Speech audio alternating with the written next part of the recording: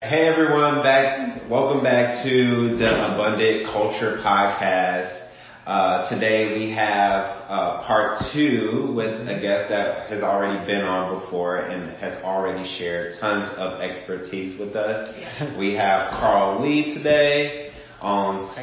Just to recap, owns a brokerage, a restaurant. He's a real estate investor. Mm-hmm. I think he's a couple more things, but that's in my mind. So today, the reason why we wanted to have him back on is because me, Jasmine, and Carl a lot of times have these kind of just out of the blue masterminds about business in general. And one of our favorite things to talk about is business and differentiation and why being unique in business is so important. Mm-hmm. So we were just going to have a quick conversation about that and let you guys listen in. So first question from me to you, Carl, is why do you think being different in business is so important in this day and age? I think a lot of it is based on the amount of opportunity that there is, right? Because there's opportunity for everybody, you have to define yourself in some competitive edge.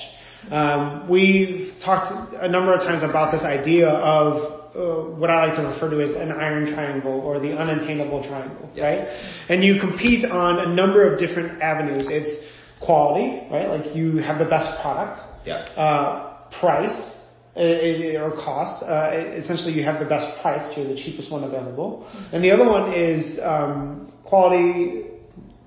It really, the last one is really kind of speed. It's the fastest one or the most convenient one or something like that. And that, if you look at, the restaurant industry, why doesn't McDonald's perform?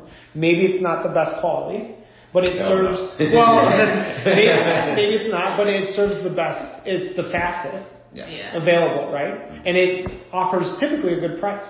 As opposed to a high-end restaurant, which is super expensive, maybe isn't close by, right? But both. And it takes a long time for food to get. And it takes a long time for food. So, but you have to compete at some level, right? On those 3 pillars in order to define until you have brand. Once you have brand, people forgive everything else. Really? That's what's kind of interesting, because even the high-end restaurant, if you know it's made by Wolfgang Puck, you're like, I'll go there. Mm-hmm.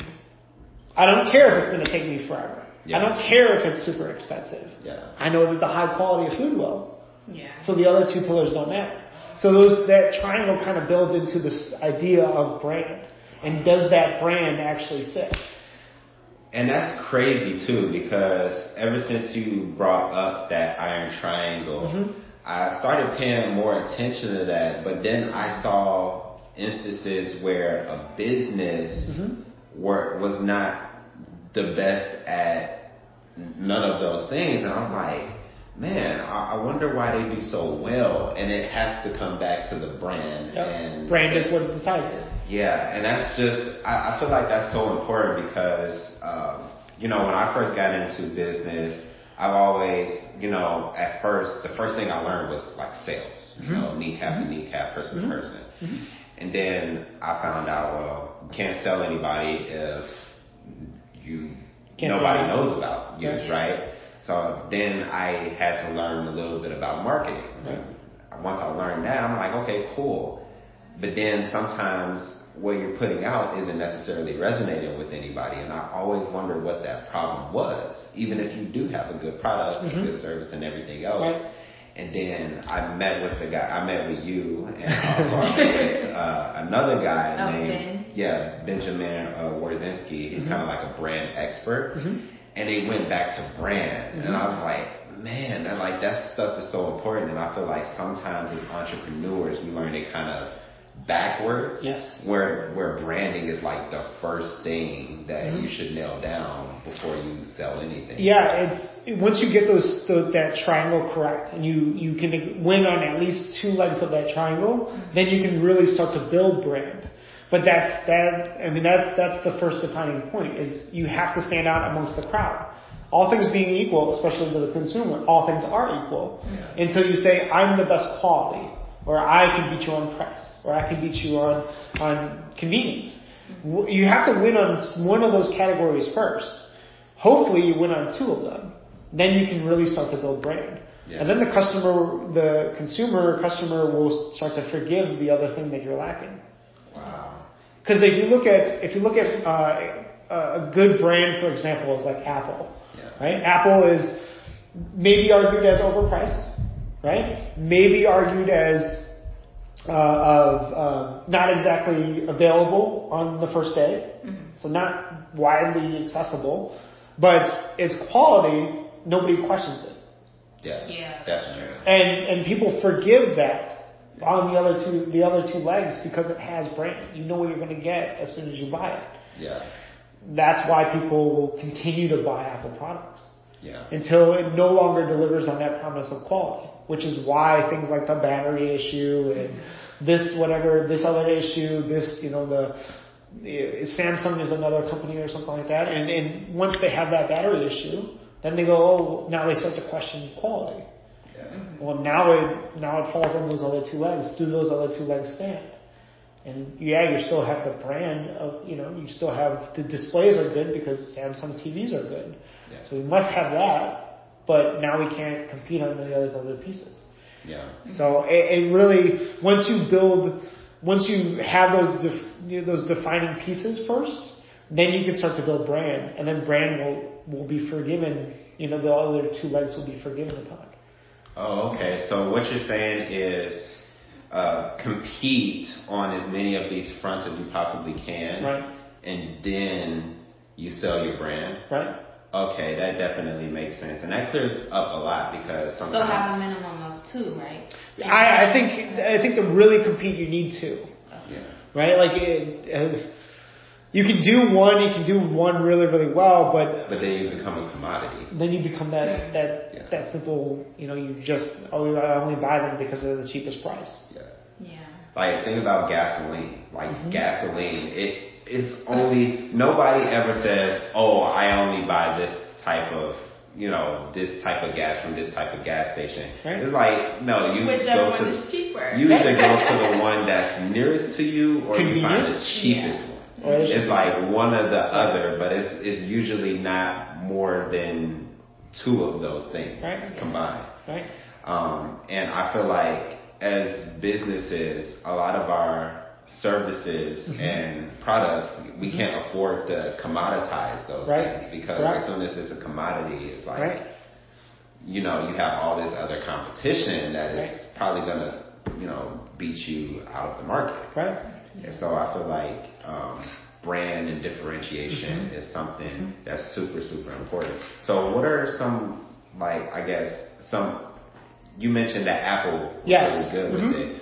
What are some other businesses that you've seen be really good at being unique, and how exactly do you think they manage to do that? Well, so that's a longer discussion now because I think brand is starting to falter. People aren't as invested in the brand anymore. Before, it used to be the case that if Mercedes came out with a car, you knew what to expect. Yeah. And now there are other people that are competing on the luxury level. Yeah. So now it's no longer about brand. And there are only a few brands left that actually matter.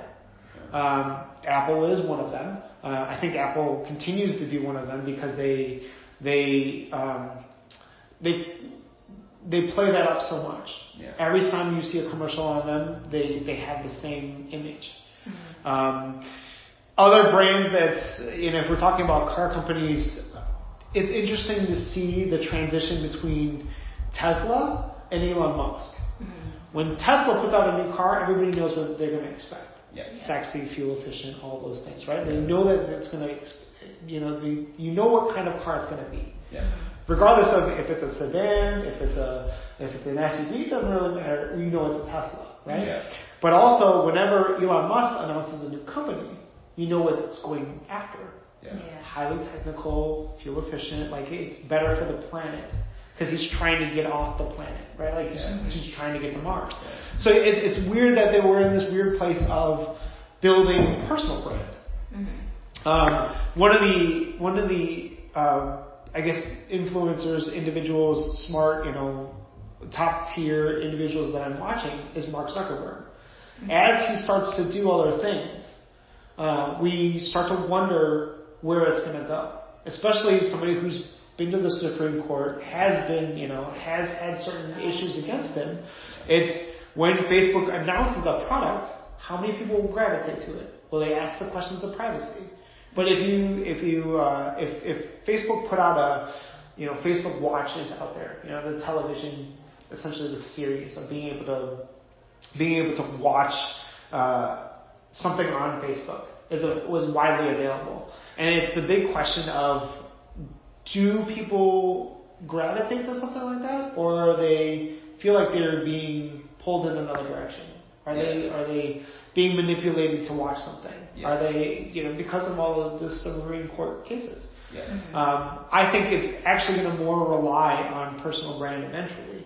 And that's why guys like Tony Robbins, Gary Vee, and stuff like that have so much clout now, because it doesn't matter what Gary Vee sells. We know what we're going to expect out of VaynerX and VaynerMedia. We know that because he's in charge of that company, we know that we're going to get something like what he's already pitched. Yeah. So I think in terms of other brands that do it, I think they're just falling. I think Disney's another big one, right? Like Disney and Nike, their CEO isn't out there. But every now and again, you see an article about Disney, and they mention Bob Iger, the CEO, and it's like, oh, that's interesting. Yeah. I think Marvel does it really, really well too. Marvel as a company, you kind of know what you're going to expect. Yeah. Pixar, and really it's all under the Disney umbrella. Yeah, definitely. Those companies, you kind of know when it's like, oh, it's a movie by Pixar. You're like, oh, I know what that's going to be about. I know how I'm going to feel, and that's credit to them. That's credit to what they've already built. But I think we're going to start moving to this idea of an individual and what they bring because of the transition that Mark Zuckerberg is making, Elon Musk is making. Those guys are going to start to, sooner or later, we're going to start to know the CEOs of Uber and Airbnb. It's starting to become household names. Yeah. And honestly, I'm starting to see it in like companies that are, I guess, medium sized. They aren't like massive giants, but they aren't really small either. Because if you ever went to like Marcus Theater, you would hear a message from the CEO. I forgot his first name, but his last name is Marcus. Yeah. Well, I mean, that's his last name. I think that's his last name. You're starting to see them come out and really understand that, they want to know who I am. Right.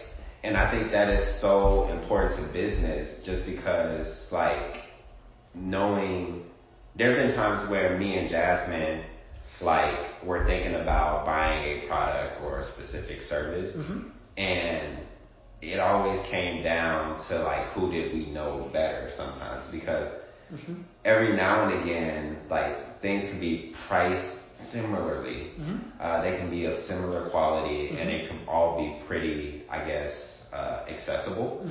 But then it was that one person where we just knew him a little bit more. Right. And we went with him even though he might have been slightly more expensive. I would argue that's brand. That's the three pillars, and if all three pillars are the same, and because you know him, it's brand that wins out. Yeah. People will forgive everything else. Even if it is a little bit more expensive, they'll forgive that. Definitely. Because they understand brand. For sure. And that's just how I see it. And that's how I've watched other businesses, other industries do the exact same thing. Awesome. So would you say that a brand is that one thing that makes a business different from another business? So would you say that, like, the only reason Apple is a lot of people view Apple to be the better phone is because of how it brands itself, or? I think it got to a point that way, right? Like in the beginning when Apple was introducing a phone, it was off the back of a solid computer that we knew geared toward creatives and stuff like that. I think when Steve Jobs got up there, because he had built personal brand, he said, I'm building a phone, and people were like, all right. Yeah. Let's do. Well, I know kind of what that will be like, what that experience should be like. Yep. And people bought into that. I think that's why the discussion of should Apple do a car, should Apple do, we ask those questions because they've built so much brand. Yeah. But they built it off being the highest quality first. Yeah, for sure. And that's what they came from. And now we can forgive, they may be a little bit too expensive, or it may be not as convenient to get. But it's also the reason why Apple builds stores. Mm-hmm. So that you can so the perception of convenience is available. In Illinois, there's only 8 Apple stores, right? To service your stuff. But if something goes wrong, you can take it to any one of those Apple stores and they'll try and take care of it. Definitely. That's different than a Dell computer or an HP computer. Mm-hmm. I don't know where I would send a HP computer to get service. I'd have to call them and be like, yo, something's not working with my speaker. I don't have any place to go. Yeah. So because of that lack of convenience or perceived lack of convenience, I'm less likely to bet on the HP brand than I am to bet on Apple. So, coming into the business, if somebody was just doing a startup. Yes. Is it recommended then to have the quality first, or what do you think should be the first pillar that they should say? To be honest, that's for every business. That's for every business to decide. That's really in the quality of its business and why they exist, right? There are other factors that, when companies are starting out, they want to compete on a certain level, but it really boils down to those 3 pieces. You can come out and be like, hey, I'm the fastest plumber you know. I'll get a job done 30 minutes or less, right? That's what, some oil change companies, some, people that will change oil in your car and stuff like that, they advertise, hey, oil change under 9 minutes. Mm-hmm. They compete on speed. You'll pay more for it to get that done. 1 hour photos and stuff like that. You pay more for that. So it doesn't necessarily have to be quality. Yeah. The oil change for a car, I'm not going to know the difference between right. One person's quality versus another. I don't know that. I don't know. It's to me, all things are the same. Mm-hmm. But if it's a question of I need to get this oil changed now and I only have a 15-minute window, that's convenience. Mm-hmm. That's speed. So they win on 2 pillars versus the other one, right? Or my dealer, the dealer for my car, maybe they'll do the best work. Maybe it'll be the best quality. Right? Because it's manufacturers, whatever, and that they know the car best. Yeah. And maybe they're close by because that's where I bought my car from. So maybe they're competing on 2 pillars. Yeah.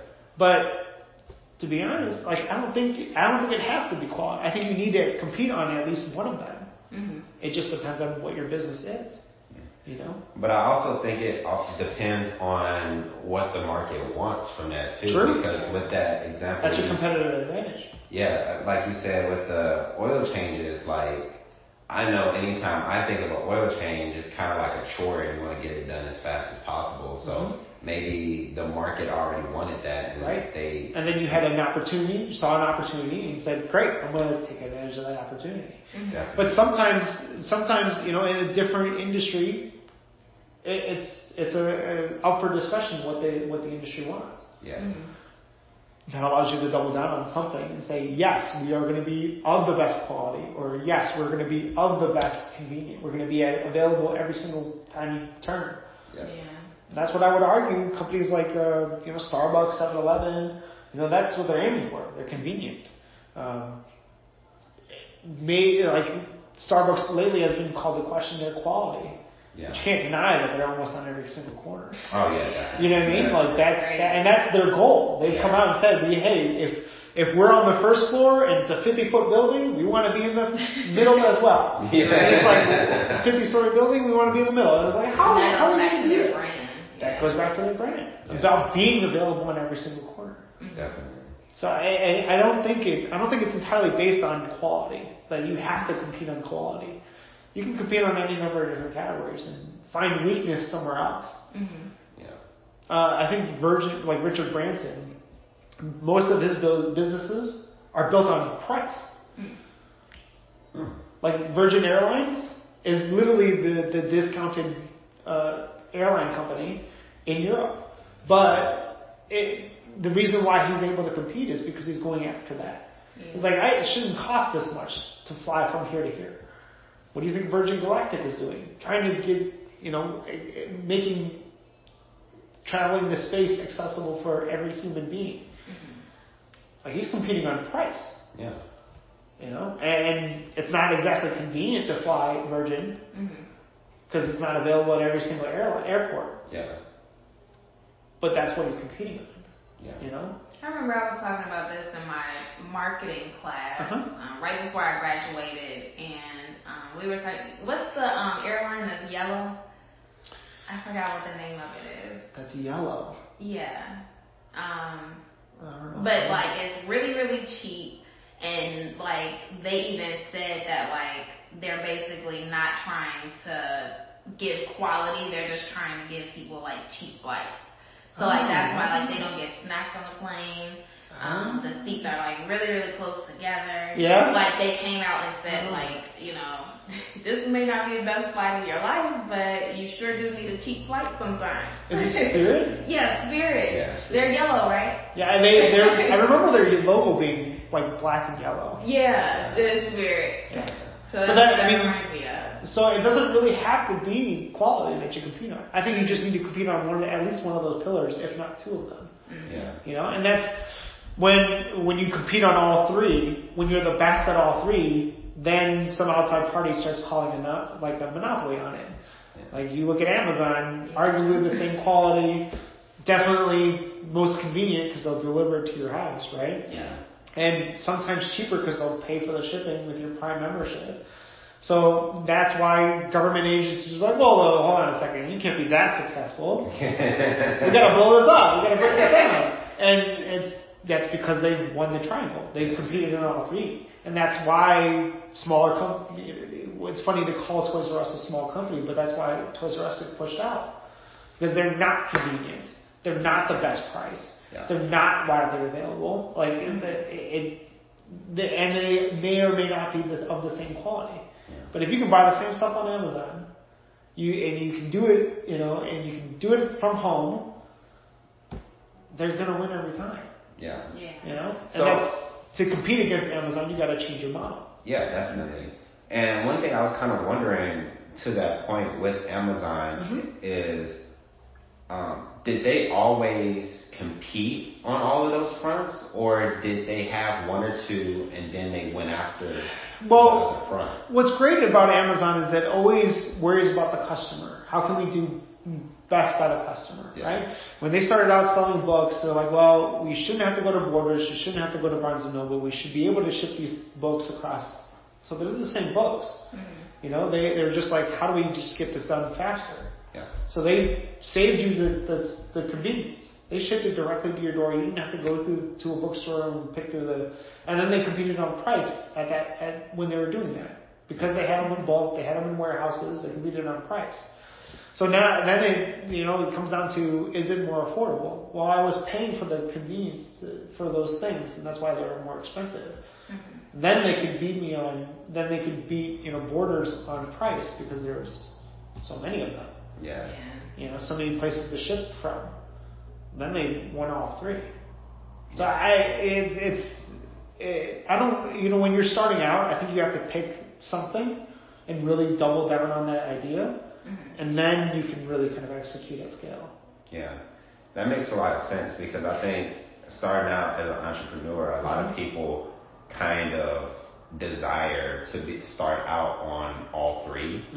And honestly, when you're starting out, depending on what David versus Goliath. Yeah, it can be really tough. Like depending on where you are, what market you're in and what industry, it can be really, really tough to compete on all three, especially if you're self-employed and it's just you. Right. So I think you can't, you're not going to be widely available. Yeah. That's almost one of those things that's immediately not going to be something that you can have right out the gate. For sure.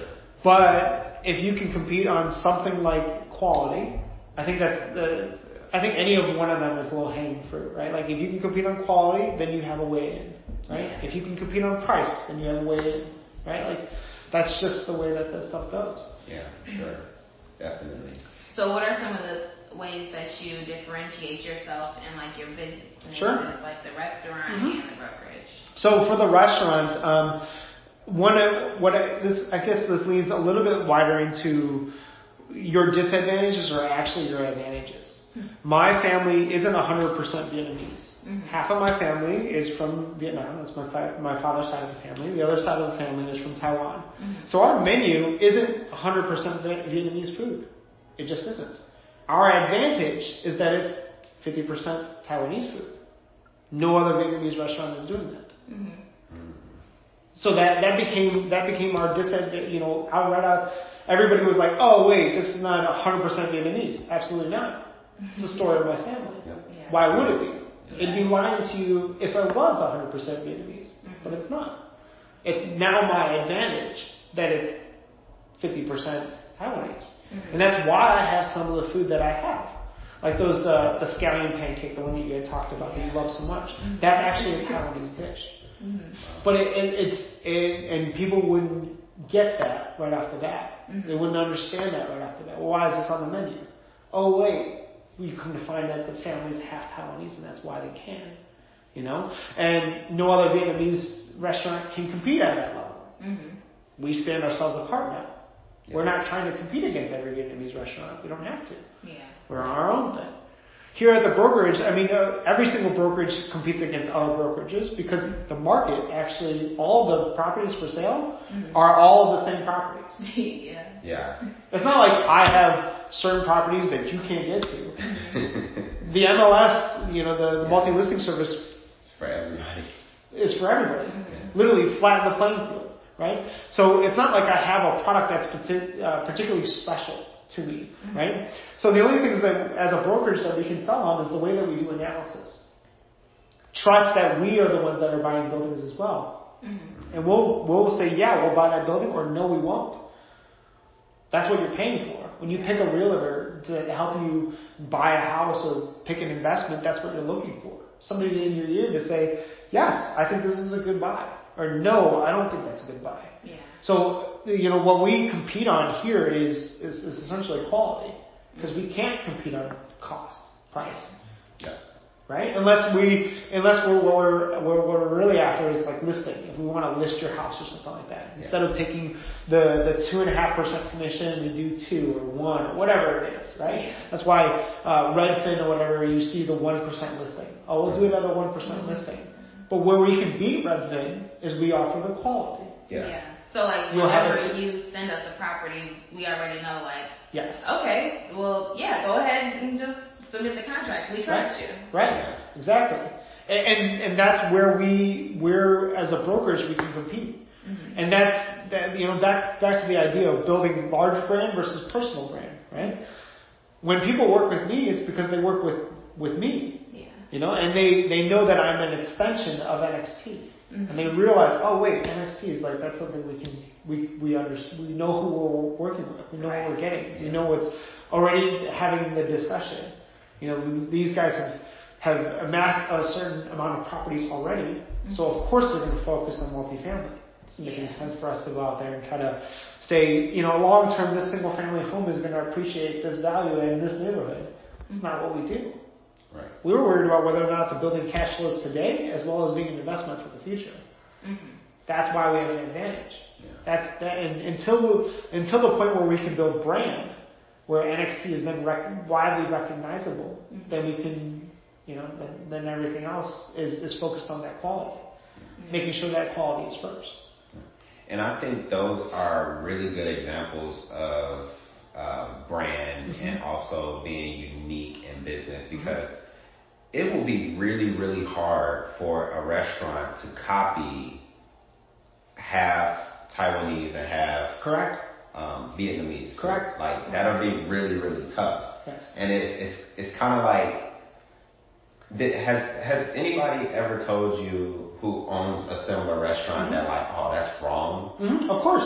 Authenticity is always a question. Yeah. Right? But if you were a pizza joint and you wanted to talk about authenticity, that means you had to get all of your bread from Naples. You had to get all of your mozzarella, buffalo mozzarella, from a little small town in Italy.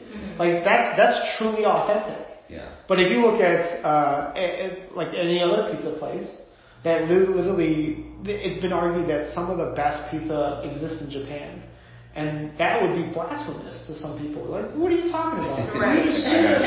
But they have, the Japanese have spent so much time understanding what flour does to dough and how to cook it quickly. Mm-hmm. And they always have super fresh ingredients because they're literally on an island. And yeah, some of their ingredients are more seafood or whatever it is, but they are more authentic into what pizza is, and that's using your ingredients around you. Yeah, that's where it comes from. We made this mistake of making bread and then adding yeast, and then it reacted, and then we love tomatoes and we put the mozzarella, and that's where we got pizza from. Yeah. So authenticity is a big question. The people come into our restaurant and they're like, "Why is the pho as sweet as it is?" Well, that's because my mom actually doesn't like fish sauce, and she's the Taiwanese side, so we use less fish sauce in our broth. That's just because of what we grew up with. Is it not authentic because of that? I don't think that's necessarily true. It's what we grew up with. But it still tastes good. Yeah. Right, but it's still good, and that was the point. Yeah. It's not a question of good food versus bad food. And authenticity is almost like something not worth chasing. Mm-hmm.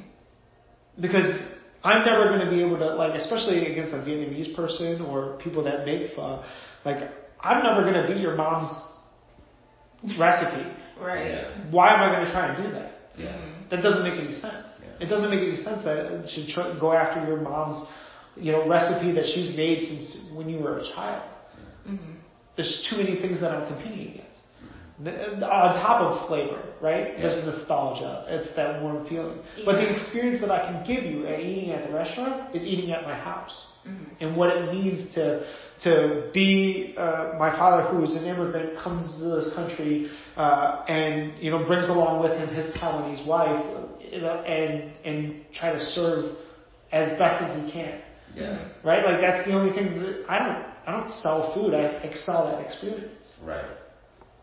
So it's almost like it's more important in business to be yourself than to be right. Right. And honestly, that's such a big epiphany for me, because, you may see these big brands, and there's, I guess, a lot of temptation for some entrepreneurs to kind of copy that or try to copy them. Mm-hmm. And you can just never do that. Right. It's not even possible. It's not worth it. And even if you get close to the point where people can't tell, because now there's two of you, you're now worth less than you were before. Mm-hmm. And I heard this guy, I think his name's Ryan Daniels or something like that. And he was talking, and he was a lot of people, they'll go out to these different conventions and seminars and stuff like that, and they'll try to carbon copy what they see there. Right. And he was you've already messed up when you start to do that, because you can never do exactly what I do, the way that I do it. Correct. So, man, that's a big epiphany to me, because it takes out all the stress of having to be perfect, because if you're perfect, then you're probably being like somebody else. But if you're authentic, you're being you, and nobody can copy that. And that reminds me, on LinkedIn, Gary Vee, he just made a video saying, don't fake it till you make it. That's the last thing you should do. You should just be yourself and, say your truth instead of trying to fake it. I think I mentioned it briefly, but your disadvantages are your superpower. It's what makes you different. What makes you completely different than everyone else. Mm-hmm. Right? For the restaurant, because my family is half Taiwanese, half Vietnamese, that's what got our menu. That makes us the only game in town. Instead of trying to be the best pho restaurant, I can just be the best restaurant that serves both Vietnamese and Taiwanese. Yeah. I'm not competing with anybody else. Right. I'm only competing with myself. Yep. Right? And I continue to continue to do that and can continuously do that because I'm only competing against myself. Yeah. Apple doesn't worry about what Samsung is doing. Right. Yeah. Apple is worrying about Apple. Yeah. Right? Like, so for us in the restaurants, we have an ear to the ground. We know what's happening in Taiwan. We know what's happening in Vietnam so that we can stay on top of those trends. Mm-hmm. That allows us to be competing against ourselves. Right. Not against anybody else. Not against the other Vietnamese restaurant that opens. Or the other, God, I haven't even seen it, but the other Taiwanese restaurant that opens up in the neighborhood. Mm-hmm. Like, we're not worried about them. We're worried about bringing the trend of what's happening in those two places into our house. Mm-hmm. So the last question Sure. we have for you is, how can small, like, mom and pop businesses differentiate themselves, like, from the bigger brands? From the bigger brands, yeah, it's to reiterate that idea that your disadvantage is your superpower, Mm-hmm. right? When any number of people are able to break through, it's because they're at a what's perceived as a disadvantage, Mm-hmm. right? Like if you a good example is the Marvel movies, right? Mm-hmm. Black Panther becomes a fantastic movie because it double downs on the idea that it's Black Panther. Mm-hmm. Yeah. Like it now gains a following and a set of individuals in a population that really wasn't recognized before. Yeah. Yeah. For sure. And then all of a sudden double downs on that idea and brings in artists like Kendrick Lamar and stuff like that to do their soundtrack. And now it's something that's paraded around as like the poster for, Black youth. Yeah. Yep. And now you have people like, I wasn't represented before, and now I am. Yeah. Right. And, Captain Marvel tries to achieve the same thing for women. Mm-hmm. For sure. And that's just doubling down on what you actually are. Yeah. Why try to fit a mold somewhere else? Mm-hmm. And that's why we kind of laugh at other things that try to copy something else. Mm-hmm. Right? And we can recognize it. It's clearly that person's trying to be that. And we can point that out and be like, I don't really want to do that. Yeah. But if you double down on your disadvantages, Mm-hmm. for us at the restaurant it was easy. Yeah. Because no other It was Vietnamese. delicious too. And it's introducing a whole other set of food palette Mm-hmm. that you just didn't get. Yeah. Yeah. That you just don't have in a Vietnamese restaurant. Yeah. Mm-hmm. And Vietnamese is typically, a little bit more sour, a little bit more tangy. That's kind of what they're built on, Mm-hmm. Versus Taiwan, which is a little bit more sweet, a little bit more baked, a little bit more savory. And now we're able to combine both of them and have a wider menu to fill more palate. Yeah. So when you get there, you're like, oh, well now I have all these options. So a lot of our servers will ask the question, what are you feeling today?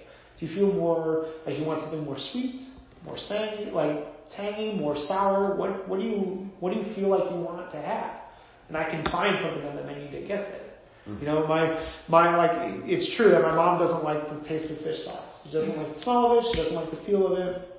But there is a dish that we double down on, which my father and I love. And that's the broth is entirely based on fish sauce. My mom, to a point, hates serving it because the scent is so strong. Yeah. But it is one of those things that, because we needed that palate, we needed something that's traditionally more Vietnamese. Yeah. And yeah, my mom doesn't have an experience with it. She doesn't. She didn't grow up with it. Doesn't understand it as comfort food. Mm-hmm. But it is something that my father and I love. Yeah. So we serve it, and and it's something that I will go to when I know there's some related where somebody comes in and says, I want something really, really Vietnamese, but I don't want pho. It's like, great, I have this. Mm-hmm. And we know that it's true to Vietnam. We know that it's there. Mm-hmm. And we serve that, and people are like, this is amazing. Like, why haven't I seen this before? Yeah. And that's because, it's because we have an ear to the ground. So to really kind of answer your question, it's really setting on that, what is your disadvantage? What makes you you? Mm-hmm. It's your why, your purpose. What got you to this place that you are opening this business? Mm-hmm. What set you out? Why did you do this? What makes you want to do it? Yeah. And once you can zone in on that, then you can really kind of accelerate. For the restaurant, for us, it was us wanting to serve what we got at our own house. Yeah. And that's what created our menu. You know, there's nothing on our menu that we didn't eat. Yeah. It's every little piece pulled here and there because, we grew up with it. We're like, hey, what's that? Do you remember that thing that we made? That's where it comes from. Yeah. It's like the you and unique.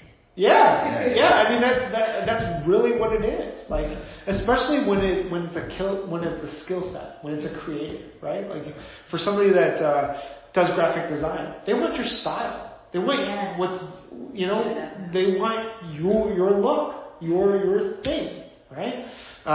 It's not like, oh, I want you to design like everybody else. Mm-hmm. Yeah. I want you to be a creative like everybody else.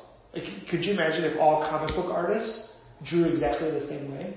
That would be crazy. That'd be boring. That would be so boring. Nobody would do it. Right. After a while, you'd be like, no, I don't want to do this. Right. Yeah. But it's so refreshing when somebody else comes in and does a different look on the same classic character. Yeah, definitely. Right? They have a stronger jawline or whatever it is because it's that style. Yeah. And that's when you can really start to kind of build something for yourself. Yeah. Comic book artists are easy to pick on because everybody's different, right? Mm-hmm. But you can look at, walking through Comic Alley in the Artist Alley, and you can see different style after different style after different style. Mm-hmm. And the ones that really stand out are the ones that really know what their style is. Yeah. And it's different from everybody else. And you would argue, it's their disadvantage. There's some comic book artists that don't really draw bodies well, but they draw really, really big heads. Mm-hmm. That's their advantage. Yeah. That's their style. And now it's everywhere, like Funko Pops and stuff like that. They all have big heads and small bodies. Yeah. It's personality. Yeah, it's personality. And that's just comes with style. Mm-hmm. That comes with that's the idea of self-awareness. Yeah. Knowing who you are, you can double down on that and really kind of accelerate. Yeah. And that's really cool because I truly believe that the journey of an entrepreneur or even an artist is really just a big journey of self-awareness. Mm-hmm. Like, in my journey specifically, I got exposed to so many different types of businesses and so many different types of people. There's introverts, there's extroverts, there's people who will sell you this anything on this table if they could, and there's some people that will just provide as much free value as they possibly can. And you go through that journey, but it all leads back to, all right, you know what's out there, but who are you? Right. Yeah. And I think that's kind of where I am specifically in my entrepreneurial journey. So having these talks definitely helped a lot, with the soul-searching identity of running a business. Right. Yeah. And even like before we even started recording, how you were saying like you're happy because you don't compare yourself to other people. Like, I realized that too because I used to get super stressed out about making a podcast, like other people's podcasts and like Instagram and just all this other stuff. But yeah, it really does make you happier.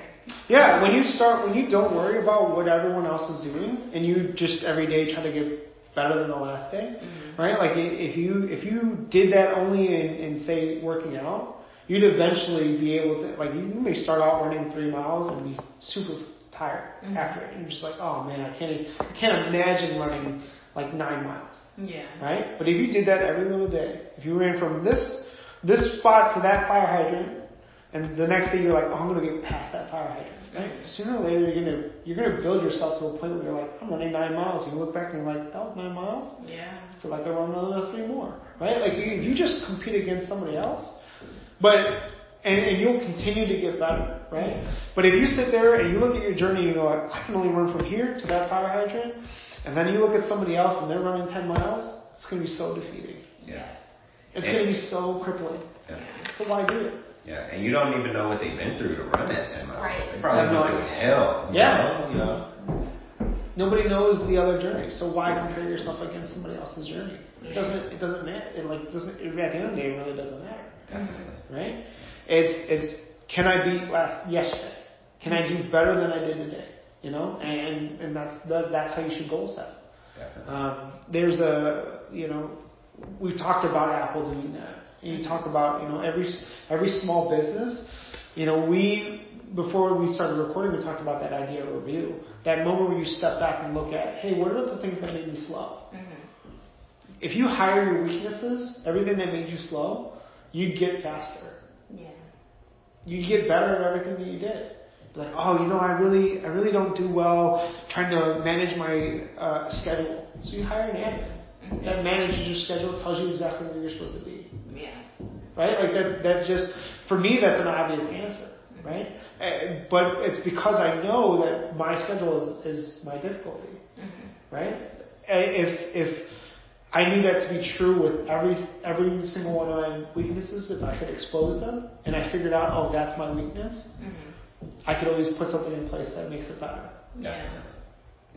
And I think every business can do that. When we, we're going through the rational paces and stuff like that, we looked at all the things that, just didn't make sense for us to have. And over time, like, our menu wasn't perfect. Our menu today is very different than when we had opened. We cut stuff, we're like, that doesn't make any sense. Why we serve that? Nobody's buying that, and we just get rid of it. Yeah. Get rid of it. It makes us slow. Yeah. But that's again, self-awareness, understanding who you are, understanding your disadvantages, your advantages, in order to accelerate. For sure. Yeah. Yeah. Well, that was a good conversation. Yeah. So, that is all we have. We hope you enjoyed our conversation just as much as we did. And we'll see you next week. Later, guys. Bye.